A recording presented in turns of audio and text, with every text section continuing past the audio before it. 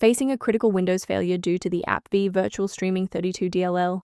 I'm Sophie Chen, a senior Windows support engineer. Let's implement the official repair path today. Before we begin the manual steps for AppV virtualstreaming32, you can access a utility designed to help provide a clean system environment.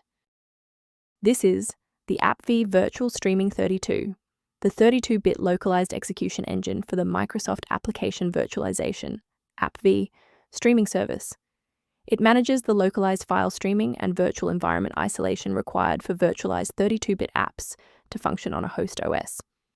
Now that you're up to speed on the files role, let's begin the repair process. This problem affects a core Windows DLL. Start command prompt with administrator rights and run sfc/scan now so Windows can verify and restore system files such as AppV virtualstreaming32. When a fresh installer fails to clear the error, it typically points toward a deeper conflict within the Windows execution layer.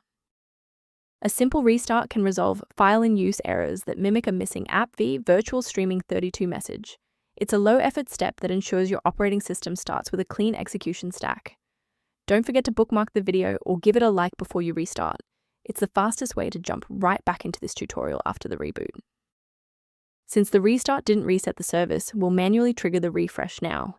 If you need to pause the video anytime during these instructions, go ahead. Since a standard reboot didn't restore the system manifests, we need to perform a deep repair of the Windows image. First, open command prompt as admin. Second, you're going to type dism /online//cleanup-image//restore health, then hit enter. Why are we doing this? Well, this forces Windows to download a fresh master copy of the system manifests from Microsoft servers to replace corrupted source files that SFC can't fix on its own. Before we finish, let's go over the professional protocol for sourcing essential system libraries.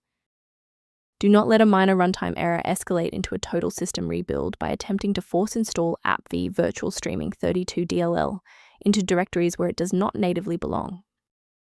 Beyond manual troubleshooting, many users find that a system-wide diagnostic scan provides a more complete picture of their environment. If background issues persist, the recommended software below outlines maintenance concepts related to AppV virtualstreaming32. I'm Sophie Chen, and I appreciate you watching. If this guide helped AppV virtualstreaming32 workflow, please subscribe for more professional troubleshooting and tech advice.